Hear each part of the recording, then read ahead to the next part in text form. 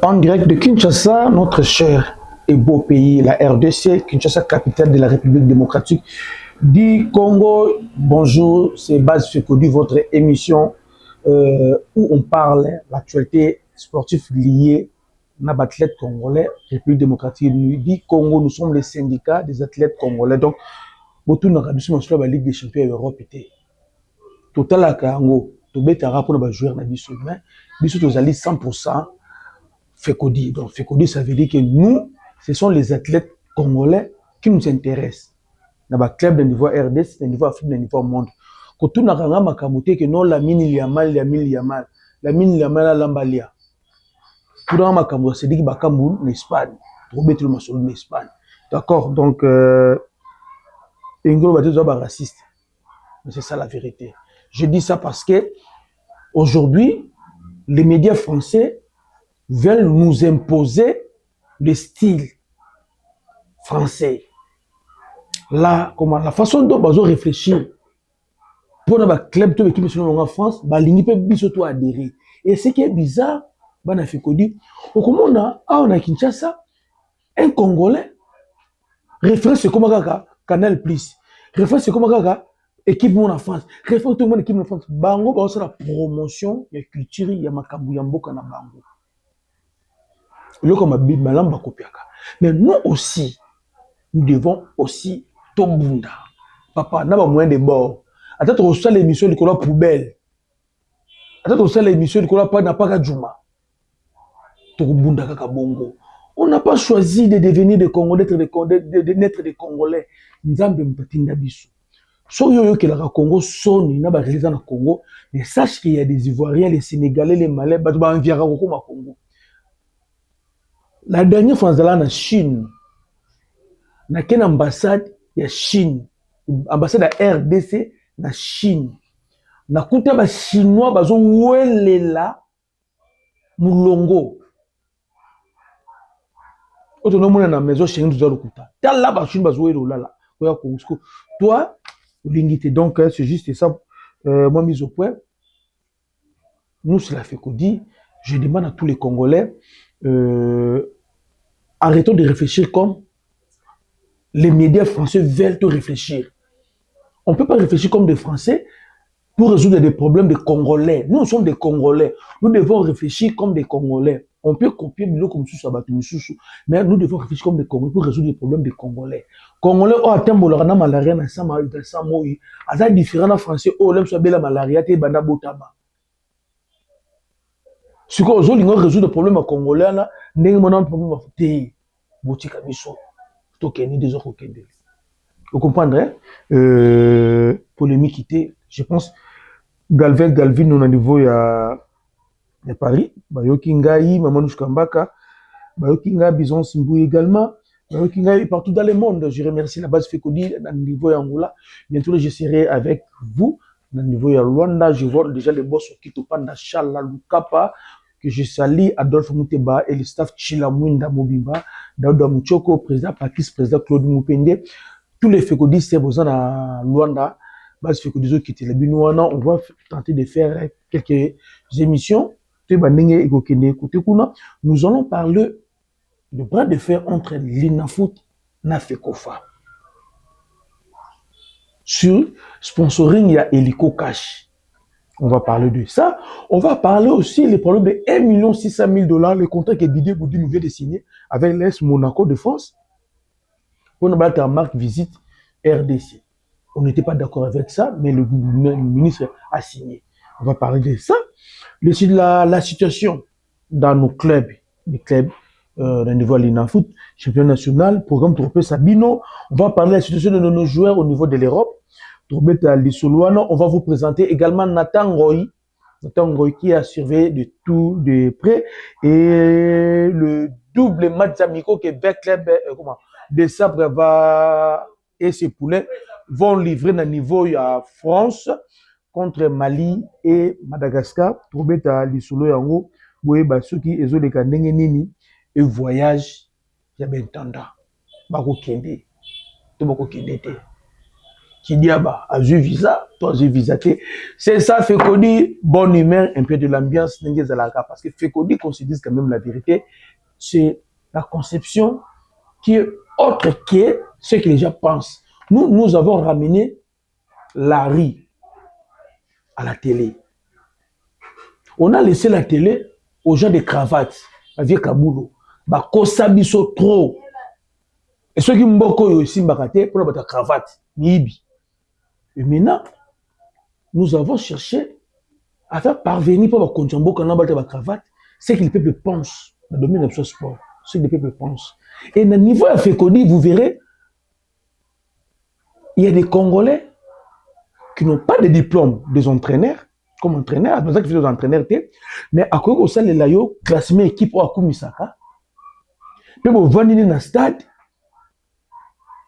ils ont proposé un changement, entraîneur a vendu Wana. On dirait qu'ils ont entraîneur dans téléphone, ils ont un changement où ils ont. Donc ce sont les gens, oh bah yebi sport na bango ya kumboka na bango nous les fécodistes. Donc to yebi sport à Congo ndenge tambolaka. To yebi yango. Et c'est ça notre force. Mais tu connais qu'on nous ça banzete ba yo ka bisoté. Ndé to sala sur quoi émission fécodi c'est pas moi. C'est tout le monde a été créé avant moi. Là puis on continue à le canal fécodi etikala. Déjà on devait célébrer centenaire pratique de football na RDC depuis 2019 hormis Covid. Donc ça prouve que Fekodi est ça et l'oko yakala. Donc depuis qu'on a créé cette émission, base Fekodi internationale, on a réussi à atteindre nos objectifs. Entre autres, il y a le ministre des Sports à Tel Arabiso, ministre des Sports à Tel Arabiso, premier ministre à Tel Arabiso, ministre à Tel Arabiso, les députés aussi, les conseils à l'Arabiso et les autorités militaires à l'Arabiso. Raison pour laquelle, tu as la convocation à Jouaka. Maintenant, quand tu es à la prison, tu es à la cachette, tu es à la société, rien. C'est parce que tout ce que moi j'ai dit à plateau Awa, dans un peu son cours, c'est le camboté. Tout le la vérité. Depuis un certain temps, volleyball, la RDC, apparemment, et comme à Kaka, qu'on pratique à Kinshasa. Mais déjà, à Kinshasa, on peut voler, ça pose des problèmes de terrain. Je me demande, on a 26 provinces, il y a combien de provinces par pratique à voler? Si déjà ici à Kinshasa, on a des lacunes pour trouver des terrains pour en voler. Partout dans les provinces, dans des villes, il y avait des foyers où les jeunes maintenant qui pratiquaient le basket, le volley, le judo. Et maintenant, le foyer, surtout à l'époque à Kabila, et comment le terrain, foyer. Donc aujourd'hui, la jeunesse congolaise, oui, la jeunesse congolaise a un sérieux problème. Il reçoit place où il faut pratiquer sport na bango, vraiment, les autres sabiso, pas si côté kuna, voler toujours senga vraiment, comment on appelle ça, na ba autorité à fédération, il y a volé, bah ça la moins fort. Bah ça la quand même moins fort, parce que voler vraiment, tu vois quand je passe pratiquement na RDC. Merci côté kuna. On va parler 59e édition, il y a la Coupe du Congo, tirage au sort, et ça concerne pour le premier tour. Alors, bonne chance pour l'équipe et tout. On va mettre la phase préliminaire, tirage au sort au salon. Coupe du Congo, c'est la meilleure de meilleure. C'est la meilleure compétition, il y a RDC, la Coupe du Congo. Bon, ça, bon, qu'il n'était que non ligne, Coupe du Congo, c'est la meilleure compétition, il y a RDC. Les grands noms de football congolais, Babimel Babete, la Coupe du Congo. Les grands noms, Papa Kakoko, les vraies légendes, Kakoko, Papa Ndé, Papa Coupe de deux fois Coupe d'Afrique, Papa Babete, Coupe du Congo. Mais, et ça l'a dit tellement Coupe du Congo, Babosana Kiango. Et je pense que le meilleur moment à Souka Makasi, la Coupe du Congo, c'est la finale Vita. Imana, je pense vite à gagner la penalty. La martyr. Coupe du Congo, ma casse ici là. Période douana. Et après, Tango, comment, équipe moi, Boutembo. Boutembo, comment vous avez dit? Kapako, c'est des bonnes équipes moi, Boutembo. Ils ont fait Coupe du Congo, ils ont fait Coupe d'Afrique.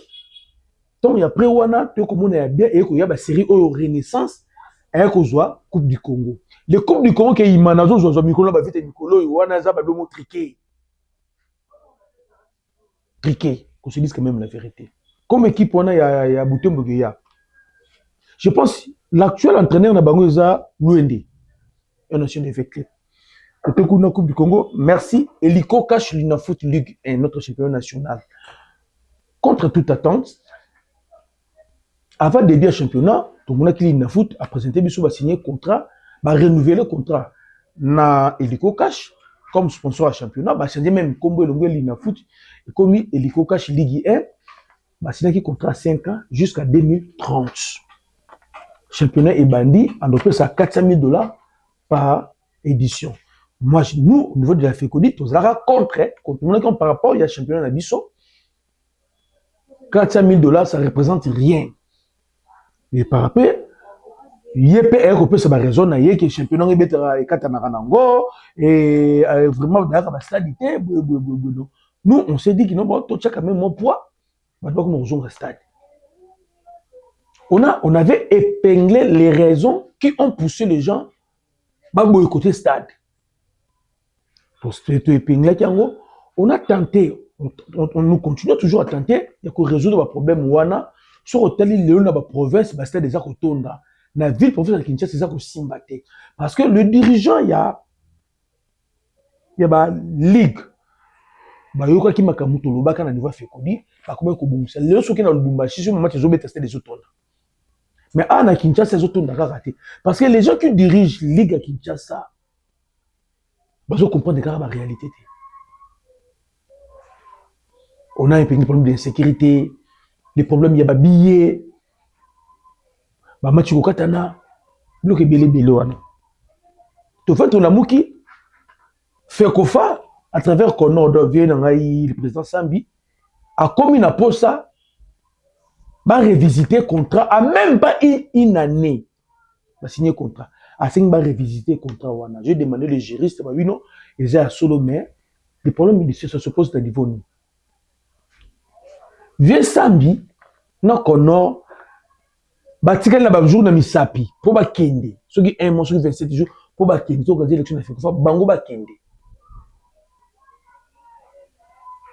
Mais comment azolinga ko revisiter contrat wana pendant que y a aza na porte ça ko kende. Qu'est-ce que peut qu'on ba lingi au juste. Oh non, bon ba lingi contrat à la 50 et à la 3 ans. Mais c'est pas à vous de juger. Vous êtes des partants et vous avez mandaté.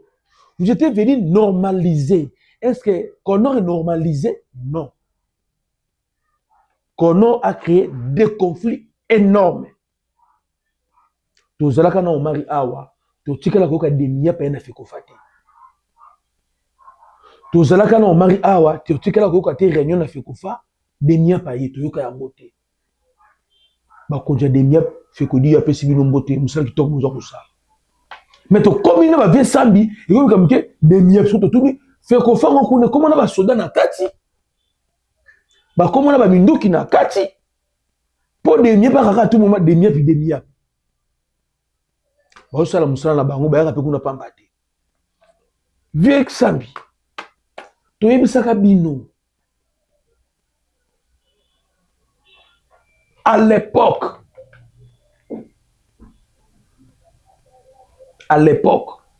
Denis Kamba Zala ministre du sport. À partir de Rwanda, tant que Nara Chan, Bazwa l'Inafoot, Papa ça y est pouvoir autonomie naie à part. Dès tout le monde a sorti d'Angleterre, Fédération Royale des Ali, mais première ligue Azali, à Vivaka à part. Mais à la chapeauté, la fédération na bango. Sauf que na France FF Zali, mais Ligue 1 pe Zali. To tika na jamais koyoka, au président ya FF Fédération Française de Football, na président ya Ligue 1 Baswani, to yoka kangote. OK en Afrique du Sud. Président championnat Zali, président fédération Azali. Seulement na Congo oyo ti lelo balingaka ko libérer l'inafoutité. va libérer l'INAFOOT à sa personnalité juridique et permettre l'INAFOOT à la indépendante, à sa annonceur à vivre dans le à bongi sa championnat dans le na niveau FECOFA, balinga kakate. Ce que toujours tout sur base de quels critères FECOFA a lié compliqué contrat il y a Hélico Cash na l'INAFOOT. Nous tous nous savons que les clubs sont en bon côté. Quand on te la sous-souté. Sur base de quels critères? C'est parce que FECOFA ne veut pas libérer l'INAFOOT à vivre normal. Moi, on a déjà collé à terme la bima minu. Ah, comment peut-on ressentir? À zone musala. Si quand ça la vie naïe, comment qu'on bloque l'INAFOOT tout kabou? Bah la FECODI, on n'était pas d'accord dans le contrat parce que l'argent qu'on donnait c'est Isaac Mouké. Mais dans le moment où comme si on veut créer des déserts dans le contrat on a perdu même phase retour et bêta maté. Toute la saison est si là. Bah nous avons connu bah kende na bango. Comité sikatongo ke ya bango ndi ba vanda ba solo na ba revisiter contrat wana. Mais kono oyo to zena confiance na bango te. Kono oyo to zena confiance na bango atamukiete. Kaka bango ba signé ki contrat na Bob. Ba kanalé ba signé contrat na Bob na juste ba teka ba Varese. Allez bango kono ba ye sans que ba solo na Bob bakangi masolo oh baba c'est que souvent vérité mais on sait que la vérité besoin reprocher ne loko nini baba lobi ki azo mona ba maison souvent te que la vérité ya imbo ya FECOFA ya Léopard sans que y nous avons un contrat officiel ya côté ka ba mayo ayi ba ma maison mais baba zana raison papa vérité RDC zo te ka ma papa wara ba ndingre na ba chinois ba vérité RDC ba piraton ba forme nyo surtout je tekma partout si n'a pas marqué l'équipe c'est ba côté ya nini na côté STP pour que jamais nzela si wana ba côté la vrai ça marqué lélé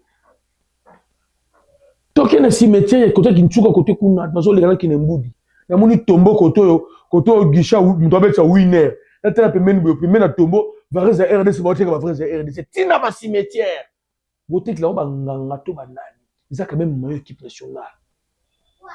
Variées équipes nationales, il faut que monde ait des drapeaux équipe nationale. Ils ont comme un il y a désordre, puis salité, puis FECOFA, ils ont ça le côté. Ceux qui le FECOFA, à 5 aide, le ministère de l'économie, à PC, la police, à côté quand la canton à Louvois, bah ouara banding, retour voter que va c'est pirate wana, bah au Kangamau. Même une victoire, même les chinois, là Pascal. Mais, vous résilier contre la bombe. Bino vous êtes partant. Bino vous résilier à contre, vous résilier à contre. Alors, bino moko siko FECOFA, vous ça la capé nini FECOFA un frango, vous ça la nini. Vous ça la nini. Dossier courant pauvre, na Félix à Kota. Si les lots. Et je vous comprendre les joueurs congolais au bas de l'équipe nationale les lots quand la mine te la mémo bon président pas chef de l'état bon représentant pas ministre sport partout on représenter mémoire non joueurs beaucoup de notre bino ba boycotter hôtel Hilton non seulement hôtel Hilton ba boycotter renseignement seulement dans hôtel nos joueurs ne veulent plus renseignement seulement dans hôtel parce que hôtel les alliés liés publics na bandumba bayaka na hôtel biso to na hôtel soit jour bayé petit au monde na ba hall na ba sesi na ba tirage na za ba petit ba cop bayaka cop bo préparer match munene contre Sénégal pour la coupe du monde bo tu ba jouer hôtel au ba chel bayé ba chel ko ba teke non comme apaka ki moi juki na coin ayé asomi moi loko mo su panaché a che ba zo bayé papa bayé ko tenter ba jogo bayé ko tenter ba jogo na niveau FECODI tu vas déjà dénoncer le commandant kala que beaucoup de connaissent ça va jouer na biso sika mo na ba lieu public ité bozo changer ba hôtel mais ça lieu public bon c'est le bon centre le bon courant pouvoir et maintenant les joueurs eux-mêmes va prendre conscience que ba ko vendre dans le hôtel té match ni le match Sénégal ba jogo ba entraînement ba okita na biso ba zo le kabu abo ba petit mo kavana ba bu dipende pe fongo mama boima ale jogo zo le en plus ba jogo ba la comportement de ba monsieur ba chéri en concentration Genre de concentration. Alors que c'est un petit déjeuner, bon, couloir, alors que tellement petit, mon robe, moi, mini, j'ai pu avoir, je regarde, premier regard, deuxième regard, les tigres, les moutons, ok, allez, ça, nan, bon, ça, ça, ça, centre, bon, genre, fallait mettre un coup de tête, à sauter, bon, à bouler, les peines de petit, on a les, d'une mois, car. Allez, on va tirer ma bite, papa, le rêve, c'est la fédération. Bon, ça va jouer, bon, ça va sentir courant pauvre. Bah joueur à Léopard bah on dit Wenge t'es dans la Wenge au type hôtelier bah va dans un grand hôtel je peux pas un petit bah joueur équipe nationale sur type bah yebo mais nous kuna na courant pauvre bah s'entraîner na kuna na courant pauvre jour à match bah stade des Martyrs tout match ça lobby pour nous qui bah mbuto bah go ya lelo allez bah s'entraîner stade des Martyrs tant on a pas bah là une fois journée hôtel bah bêti mais bah joueur bah ça na poste on va dans son hôtel côté kuna to senga na fait kufa bonjour de problème wana fait kofa bon retirer l'élection fait kofa botika et le cocache nel de football si sélection en saison après tout à n'exoqué je sais que besoin sera parce que Bosco moi au président ya dina foot a postulé bino za bino poste élection ça la maté alors ba guerre na bino wana botika le biso championnat zo kende na moi bien phase de playoff zo kende na moi bien botika weekend so ba di ba guerre na bino to beta phase de poule te bana fait ko bo fungona miso bas fait ko di na ista Bamboto trop, vous avez calme, tout ça l'opération, qui te coton. To l'aide to la mouki Didier Boudimbo, excellence Didier Boudimbo, to bonde la kiyo, to peki siyo, to yebi siyo ozo kakakate. Didier Boudimbo a signé un contrat, 1 600 000 $, na PC na Monaco, battre la visite RDC. Et c'est même pas important. Mais non, les contenus, il y a une clause wana, il y a contrat. Les contenus ya contrat na ba clause ya contrat wana papa to yebité ça va se dérouler comment to yebité et que ça la nengenini to yebité so boyebi sangango tant to koloba ba ke no to lingara ministre Boudimbo te OK ko signer contrat na mbongo ya Congo tant ozomi c'est la restitution c'est la conférence de presse expliquer miso Tomuka mbongo muto kaka 1 600 000 siko restitution nango eza wapi ba clause nango eza contrat ngo bo signer ezali wapi excès Didier Boudimbo to zero sur la conférence de presse to na mbunzu o expliquer biso parce que tu as ma question peut befre tout na Didier Boudimbo y compris mutuna tient stade des Martyrs stade des Martyrs bah tout là c'est salité stade des Martyrs dis-moi ka faut tout na yo to senga ki le chef de l'état ministère à sport et longwa ba ba parti politique et comment département to na kati ya présidence to biloko mabongo comme chef de l'état yemoko atiaka ministre sport o population resepela na ye pe tant ministre sport ayona ezama ba kota te. Parce que aujourd'hui, pour gérer, comment gestionner le stade des Martyrs, il faut que un parti politique, il y a Moutou X, Moutou Y. Ce ne sont pas des partis politiques qui gèrent la nation. Bon, il a le pouvoir d'Abino. À tout un parti politique, lorsqu'il s'agit, et là, comment l'État est à gérer, on fait appel à la compétence et non à obédience politique à Moutou. Nuance. On fait appel à la compétence à Moutou pour gérer le pouvoir. Et non en obédience politique à Zali n'a pas gérer le Kouana. Et c'est ce qui tue stade des Martyrs Yangouana. Parce qu'on a des ministres qui sont des obédiences. Le pouvoir, les gestionnaires à stade, ils ont maintenant obédience politique moko boye et non la compétence moko boye. Alors si c'est comme ça, je pense, tu peux privatiser stade des Martyrs. Tu peux priver moi gérer stade des Martyrs. Comme ça, tout qui passe des Martyrs, on va révisiter le contrat dans Bango. Au contrat des activités, Bango. Le contrat de publicité, tu vas visiter. C'est des Martyrs lui-même, le mois, à général, combien comme recette? Et il m'a raté. C'est des Martyrs vit la poche à l'État. Alors les locaux, on va louer ça. Les panneaux publicitaires, les concerts, les activités qui se font au stade des Martyrs, bon kendaka wapi. Vous avez beau la police la porte pour ngabi comme ça en train de garage, parking. Stade des Martyrs. Excellence Didier Boudimbu, tu as besoin de détails, il y a contrôle signé dans Monaco. Toyeba. Merci. Donc, il y a un côté Kuna, championnat national, il y a foot Ligue 1. Aujourd'hui, nous sommes vendredi, le 23 mai 2025. Au Stade des Martyrs, il y aura des matchs, il y aura Ranger qui va matcher. Sangabal, les Anges de Sangabal Lende. TP, les Anges contre TP Mazembe. La vie dans nos clubs, TP Mazembe, toujours Kabasele, pour éviter qu'est-ce qu'il faut pour sauver TP Mazembe. Qu'est-ce qu'il faut exactement pour sauver TP Mazembe. Maintenant, c'est à tous les fécondistes de réfléchir ensemble. Et donc, on va commenter dans l'émission, dans mon commentaire, c'est que toi tu penses, qu'est-ce qu'on peut faire pour sauver TP Mazembe. Parce que TP Mazembe, comme ça, la bisoyo, ils ont deux monde SS. Au putain, ma bango ya yolo. Yolo ana. Au comme abonné, qu'on a pas beaucoup de SS.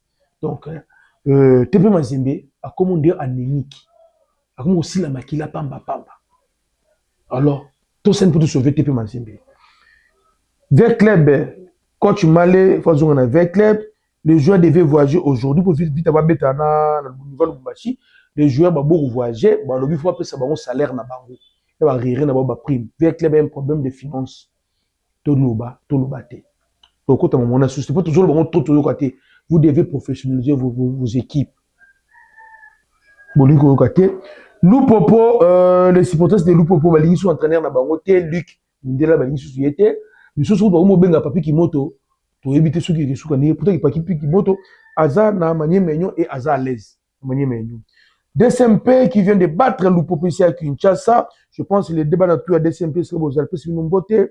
Là, je vois Gédéon et Langa à Paris et pourquoi pas Gauthier Bilele à Paris. DSMP, il y a aussi des problèmes à résoudre au sein de DSMP. La victoire contre Lupopo, et là, c'est de Pongité. Il m'en aussi à des séries problèmes. Tant que Kassembe la kolongwate, il m'a pas problème on a raté l'eau. Kassembe les fois qui est bah c'est la autopsie à DSMP. Bah déceler là où il y a des problèmes. Bah non traiter pas problème la source. Les vrais problèmes de gens Imana, ce sont les Imaniens bango moko, bah bossa une équipe, bah comment on va supporter ça battre. Problème en côté de Simpangwana. On évolue. Ah ouais, je sais que ça va faire plaisir à Dolph, comment ça s'appelle? Et lorsqu'on prend dans ma combo depuis les États-Unis, et que ça l'a eu au pays, bulldozer ou en tête de tous les temps, de tous les jours, mon papa Simon Gimbango également. Notre joueur Shadrack Akolo, saison Souka, match à Souka, ça qu'on bête en Sénégal, et coïncidé dans le 100e match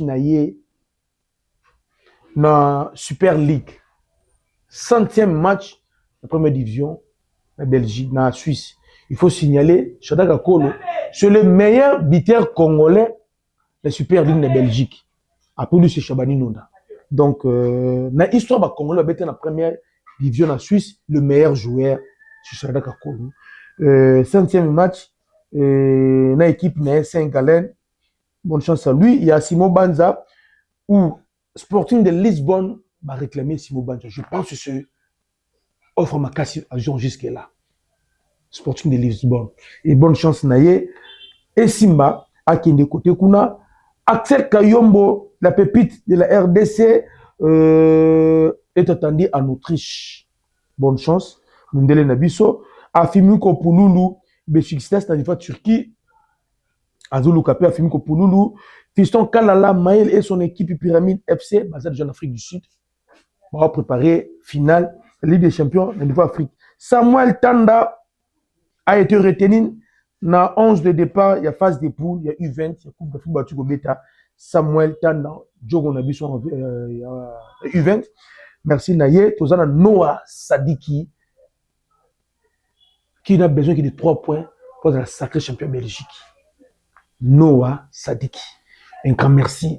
Djogo Moussala Zakosala, volume Moussala Matiki Toko, tous les fécondistes, tous soutenir moi dans Nabiso Noah Sadiki. Tous les fécondistes, vie de prière, et la licolo pour le monde Nabiso Noah Sadiki. Vraiment, vie de prière, il faut la licolo pour soutenir Noah Sadiki. Wan Bissaka, l'homme qui fait peur en Afrique. Il y a une vidéo tournée dans Balabala, na place Azana Mboka Nekuna, on doit poser une question sur le Congo. Ce que moi j'ai aimé, c'est ce que Bissaka a dit. J'ai été déjà au Congo et à Kinshasa. J'ai des projets là-bas. Congolais balingaka ye. Et à remercier bango naba message tout au tin de la Bissaka.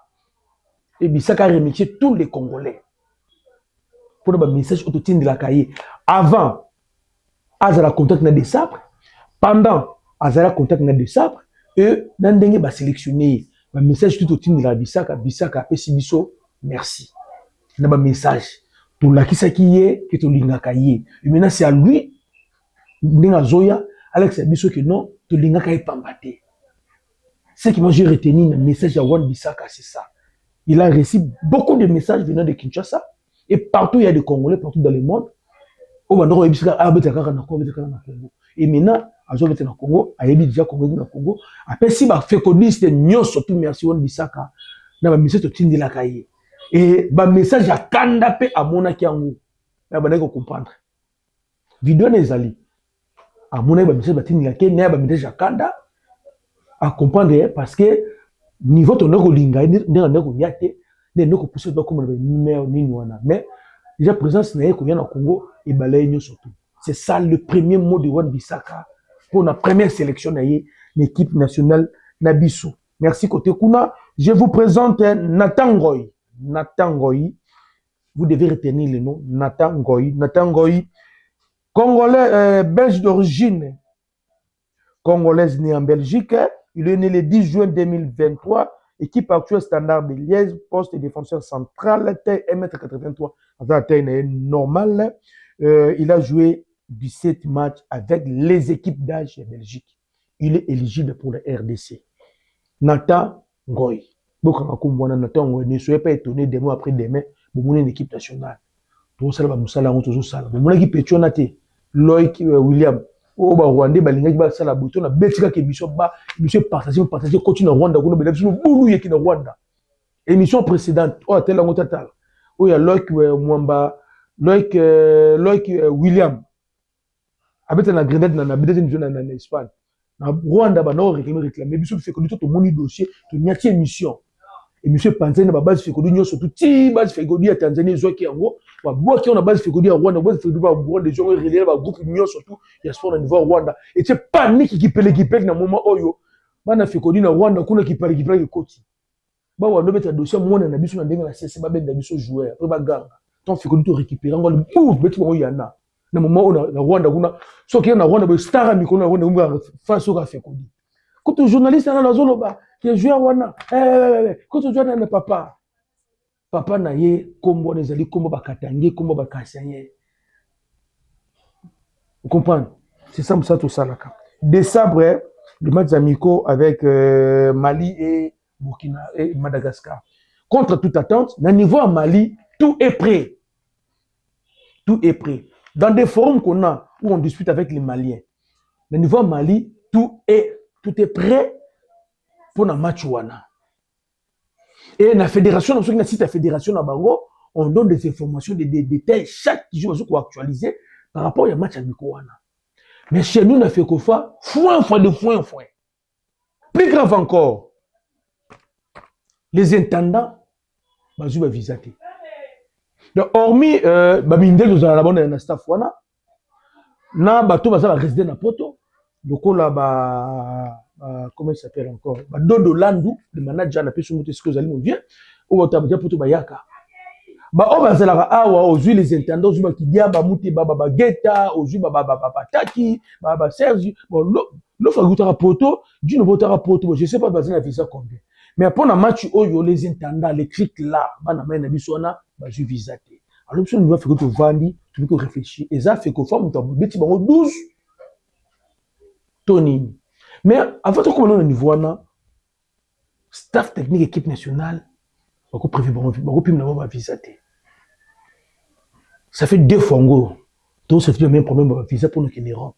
Contre l'Espagne, les Arabes, ce que nous avons conclu, nous avons fait, c'est l'impréparation. Les journées FIFA, les dettes FIFA, il y a plusieurs mois en avant. Les nations sérieuses, pour que match avant, Si vous se mettre d'accord pour caler match, pour faire des démarches, bah, visa, ça pose un problème. Nous, toujours un match à Kobe Kaka, à 3 semaines, il y a date FIFA. Parce que Sangai Brossa va démarche à 3 semaines, tu as 2 semaines. Qui va prendre de risques, il y a assurance. Parce que monsieur pas sur qui boyana bango pété, comme se dit quand même la tête. Qui va prendre le risque là. Nous demandons encore non. Donc il faut normaliser. Les joueurs ont plaidé à l'époque déjà au manque des conditions de voyage. Bah mais les conditions de voyage va jouer. Ils ont ba jouer na bentanda. Comment les lo oyo équipe nationale qui les intendants ba ozo va visater. L'impréparation. On improvise les matchs amicaux. Dès que tu fais 3-4 mois avant, on n'arrive pas à trouver l'adversaire. Nous attendons que Baninga soit luki, Zuite, Bayakouluka Bisso. Nous, on a peur de dépenser. Maboko ma kasi, il est qui Bisso. Tu dépenses à rater. Il y a un Bisso qui n'a pas de tu t'es pour le match amical, tu as regardé, Bayakouluka Bisso. Donc, comment on dirait, Thompson a eu tout là, 18h. Bandidi, Matéli, Thompson déjà glacé. S'il est lembi, fait qu'on fait un na léopard. Parce que la fédération est sérieuse. FIFA, date Zali 3 mois avant, avec Bazu Mongo, on trouvait une équipe par rapport à l'adversaire de choses à Koya.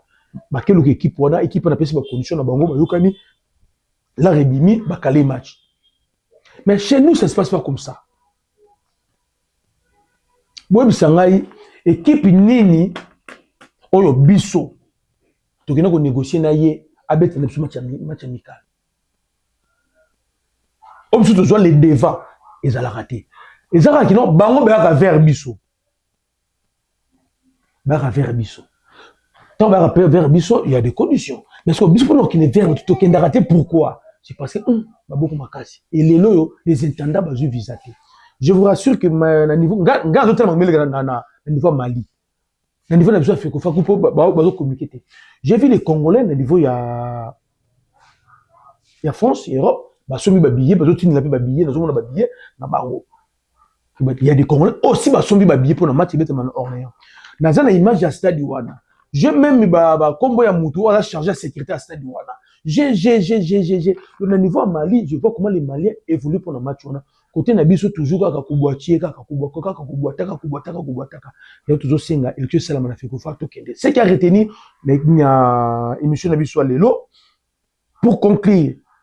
Félicitations à Vincent Compagnie. Vincent Compagnie, champion d'Allemagne, na Bayern Munich, mon amboka. Il ne faut pas oublier Vincent Compagnie, na Lubakango, à travers toujours des Congolais. Dans le staff, parmi les Congolais, vous avez Floribert Ngalula. Floribert Ngalula, c'est un Congolais à travers na Bayern Munich. Oh, Miller.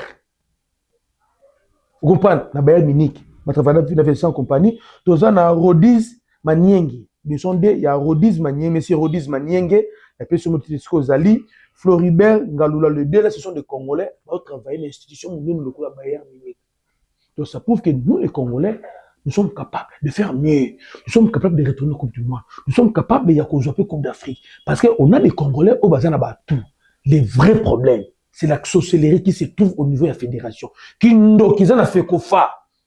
Des autres permettre que les Congolais baillent à Kosala Moussala na Congo. Dans un bango clair, Kindoki, ils ont fait Kofa wana.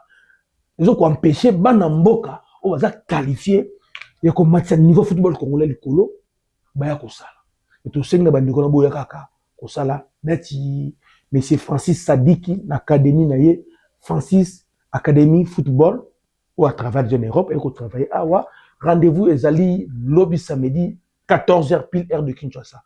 Croisement des avenues Sayo et Triomphal na face ya musée national na kati ya concession PNMLS l'activité ya académie Francis football et Salama Francis Sadiki celui le géniteur de Noah Sadiki celui qui a donné forme de comme ça Noah Sadiki ça va jouer rebelle encadre donc boya la bana lobby fiku to salawana boya ko komisa bana lobby samedi na 14h na Francis Académie football. Référence chez Ali, musée national en face de Nangwana, PNMLS, croisement des avenues triomphales, boulevard triomphal et Sayo, Nakwana, Boya Fekoli, Torozalana, Lobby, Tokuta Trosolola, Makama Kitoko, courage, Morel Zalikolo, mais Toyoki, Neti, mais tu na liste on a ba joueur msuba koyate msuba kobakisama to je l'entraîneur aloba. Merci. Bye.